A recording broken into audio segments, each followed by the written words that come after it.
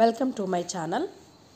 ఈరోజు excretory products and their elimination దీంట్లో human excretory సిస్టమ్కి సంబంధించి టాపిక్ని తెలుగులో ఎక్స్ప్లెనేషన్ ఎలా ఉంటుంది, ఇలా దీన్ని గుర్తుపెట్టుకోవాలి, ఈ టాపిక్ వివరాలు ఏంటి చూద్దాం.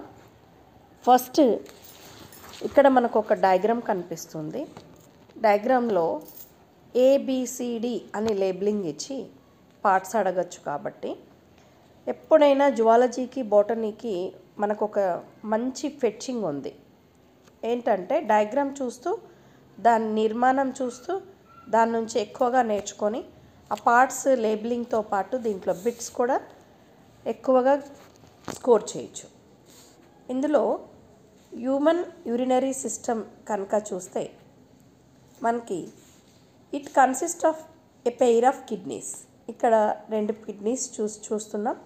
ఏ పెయిర్ ఆఫ్ యురేటర్, రెండు యురేటర్స్ ఉన్నాయి. A urinary bladder and urethra. So first మనల్ని క్వశ్చన్ అడిగేటప్పుడు హ్యూమన్ ఎక్స్క్రిటరీ సిస్టంలో ఏమున్నాయి, ఏం కన్సిస్ట్ ఉంది అంటే ఇవి మనం టిక్ చేయడానికి ఉంటుంది. సో ఇక్కడ లేబులింగ్లో మనకి ఒక అవగాహన అనేది వస్తుంది.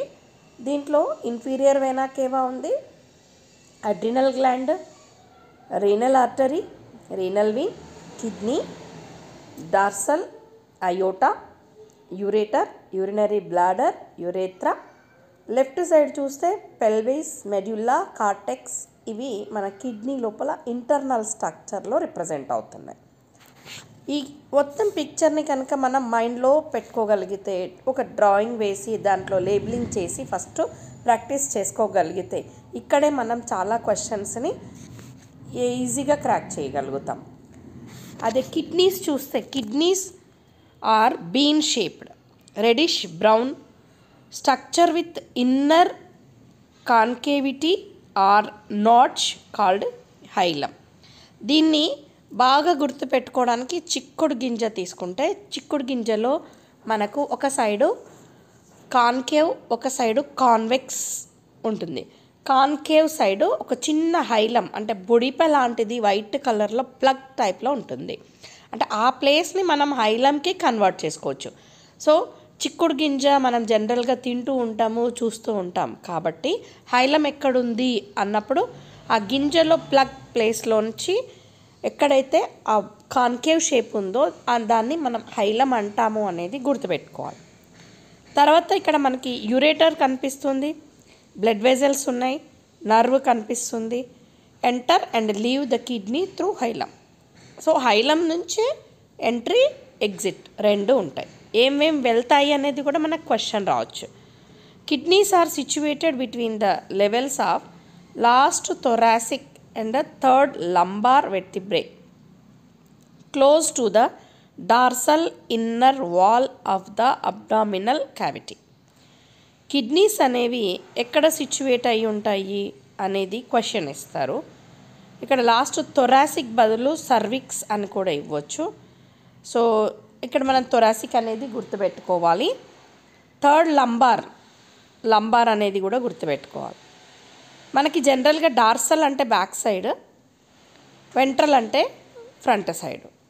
సో డార్సల్ సైడ్ ఎక్కడ అంటే అబ్డామినల్ క్యావిటీకి ఇవి అటాచ్ అయి ఉంటాయి.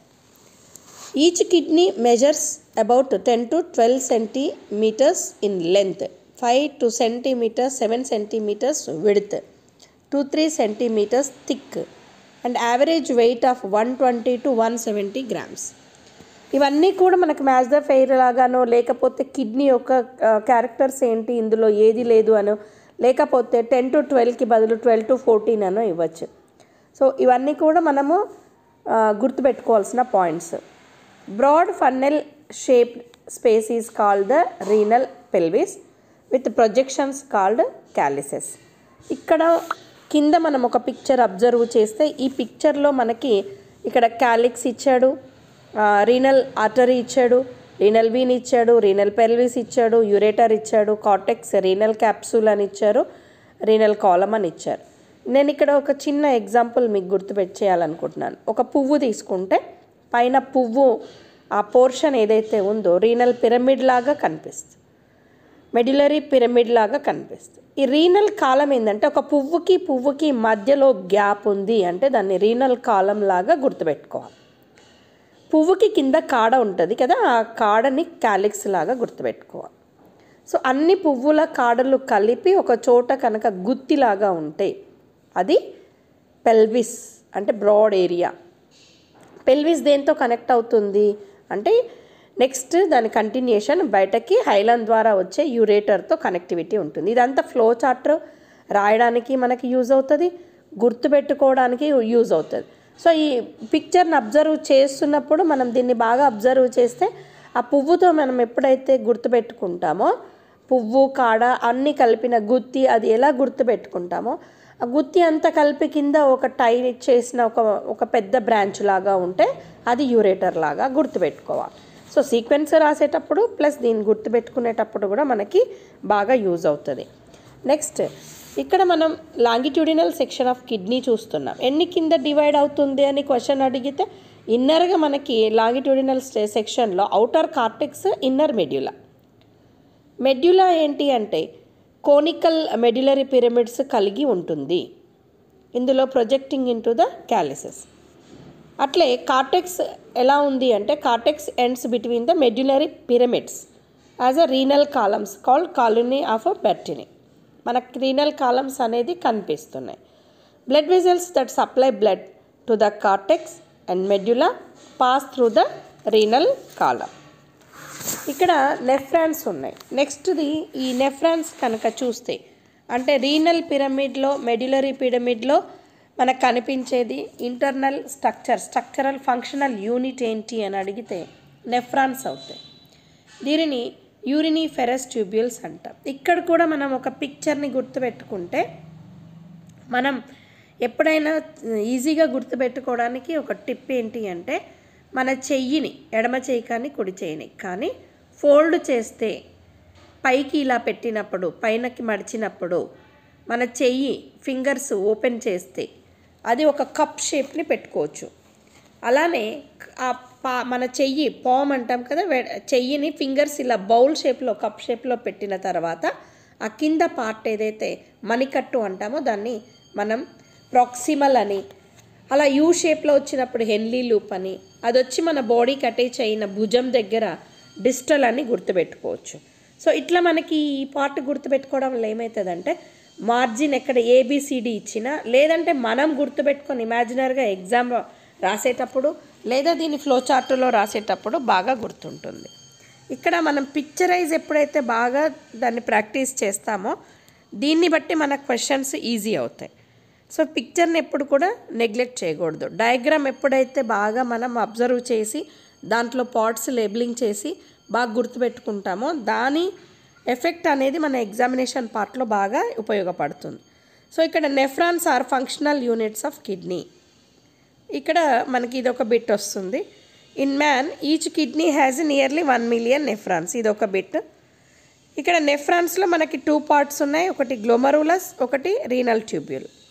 Glomerulus tuft of capillaries formed by the afferent arteriole. పైన మనం పిక్చర్లో చూడొచ్చు డయాగ్రామ్లో. A fine branch of renal artery. Blood from the glomerulus is carried away by the efferent. ఇక్కడ ఈ క్వశ్చన్ ఇచ్చినప్పుడు మాత్రం చిన్న గుడ్డి గుర్తు ఏంటంటే carried away efferent, carry towards అన్నప్పుడు అఫరెంట్ అవుతుంది. సో అఫరెంట్ ఎఫరెంట్కి ఒక స్పెల్లింగ్ మాత్రమే తేడా ఉంటుంది. Renal tubule begins with a double walled cup like structure called Bowman's capsule. నేనేం చెప్పాను, మన చేతిని ఫింగర్స్ని కనుక పైన కప్ షేప్ ఇస్తే అది బౌమన్స్ క్యాప్సూల్ అవుతుంది. Encloses the glomerulus. గ్లోమరులస్ అంటే ఏంటి, ఇది అఫరెంట్ అండ్ ఎఫరెంట్ ఎప్పుడైతే blood carry towards and carry outs. ఇప్పుడు ఇక్కడ కూడా మనకి మాల్ఫీజియన్ బాడీ రీనల్ క్యాప్సూల్ అనే పిక్చర్ ఉంది. అంటే మన చేతిలో ఏదైనా వైర్లు కానీ దూది లాంటిది కానీ పట్టుకున్నప్పుడు అందులో బయట నుంచి వచ్చే కనెక్టివిటీ ఏదైతే ఉందో అది అఫరెంట్, మన చేతిలోంచి బయటకు వెళ్ళేది ఏదైతే ఉందో ఎఫరెంట్. ఇక్కడ మీరు పిక్చర్ బాగా అబ్జర్వ్ చేయండి. అఫరెంట్ అనేది బ్రాడ్గా ఉంది, వైడ్గా ఉంది. ఎఫరెంట్ అనేది స్మాల్ సర్కంఫరెన్స్తో ఉంది. ఇది కూడా మనకి క్వశ్చన్ అయ్యే ఛాన్స్ ఉంటుంది. ఈ బ్లౌమన్స్ క్యాప్సిల్ చూసుకుంటే ఈజ్ మేడప్ ఆఫ్ 2 లేయర్డ్. ఒకటి squamous epithelium. Podocytes are the cell of inner membrane of a long process closely apply to the walls of capillaries. ఈ క్యాపిలరీస్ ఏవైతే ఉన్నాయో ఆ క్యాపిలరీస్ని టచ్ చేస్తూ స్క్వామస్ ఎపిథీలియం ఉంటుంది. దాంట్లో పోడోసైట్స్ అంటే టీ ఫిల్టర్లో టీ హోల్స్ ఎలా ఉంటుందో, పోర్స్ ఎలా ఉంటాయో అలా ఇక్కడ స్క్వామస్ ఎపిథీలియంలో ఆ పోడోసైట్స్ అనేది ఫిల్ట్రేషన్కి యూజ్ అవుతాయి. Blood enters the glomerulus through afferent arteriole. Larger diameter ఉంటుంది, ఇది బాగా గుర్తుపెట్టుకోవాలి. Leaves through efferent arteriole, smaller diameter ఉంటుంది. ఇక్కడ renal tubule is a further differentiated into proximal convoluted tubule. మనం ఎప్పుడైతే అరచేతితో ఒక బౌల్ షేప్ ఇచ్చామో దాని కింద మణికట్టు ప్లేస్, జనరల్గా మనం గాజులు వేసుకునేది తాడు కట్లా కట్టుకుంటాం, ఆ ప్లేస్ మనకి ప్రాక్సిమల్ అవుతుంది. So PCT. Hair pin like shape అంటే మన చేతి యూ షేప్లో పెట్టినప్పుడు హెయిర్ పిన్ లాగా యూ షేప్ ఉంటుంది, దాన్ని హెన్లీ లూప్ అంటాం. ఇందులో ఆ అరచేతి నుంచి కిందికి వెళ్ళే పార్ట్ ఏదైతే ప్రాక్సిమల్ పార్ట్, కిందికి ఎప్పుడైతే ట్యూబ్ డౌన్వర్డ్స్ ఉందో దాన్ని మనం డిసెండింగ్ లూప్ అంటాం. కిందికి వెళ్ళిన తర్వాత యూ షేప్ పిన్ ఏది ఉందో అది హెన్లీ లూప్ అంటాం, అంటే మన మోచేతి దగ్గర వస్తుంది. అక్కడ నుంచి పైన భుజానికి క్యారీ అయ్యేది అసెండింగ్ లూప్ అంటాం. సో డిసెండింగ్, హెన్లీ లూప్, అసెండింగ్, కింది నుంచి పైకి వెళ్తుంది. కాబట్టి ఈ భుజంకి ఎప్పుడైతే మన చేయి టచ్ ఉందో దాన్ని డిస్టల్ కన్వల్యూటెడ్ ట్యూబ్ అంటే డీసీటీ అంటాం. సో ఈ డీసీటీ ఏంటి అంటే నెఫ్రాన్స్ అన్నీ కలిపి ఒక స్ట్రైట్ ట్యూబ్ కలెక్టింగ్ డక్ట్లోకి ఓపెన్ అవుతాయి. ఈ కలెక్టింగ్ ట్యూబ్లన్నీ కూడా కన్వర్జ్ అవుతాయి, అది మెడ్యులరీ పిరమిడ్స్ లాగా. ఈ Malpighian capsules PCT and DCT nephron అన్నీ కూడా కార్టికల్ రీజియన్లో ఉంటాయి. కిడ్నీ, హెన్లీ లూప్ అండ్ కిందికి వెళ్ళిన ఇవన్నీ కూడా మెడ్యులాలో ఉంటాయి. ఇది జనరల్గా మనకు బిట్ అవుతుంది, కార్టెక్స్లో ఉండేటి ఏంటిది, మెడ్యులాలో ఉండే పార్ట్ ఏంటి అని. So there are 2 types of nephrons. ఒకటి cortical and juxtamedullary nephrons. ఇక్కడ majority of nephrons loop of Henle is too short ఉంటుంది. Extend only very little into the medullary such nephrons. అంటే మొత్తం cortical పొజిషన్లోనే ఉంటుంది కాబట్టి కొద్దిగా nephron మెడ్యులరీలోకి ఉంటుంది కాబట్టి దీన్ని మనం కార్టికల్ అని అంటాం, కార్టికల్ నెఫ్రాన్స్ అని అంటాం.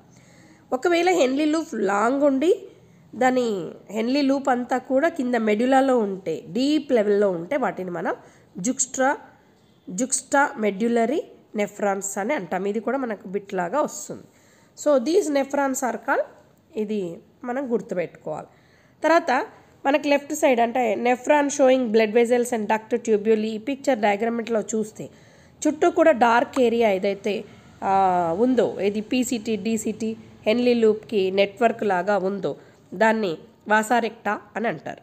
So efferent renal arteriole break up into a capillaries and form a fine capillaries network around the renal tubule called peritubular capillaries.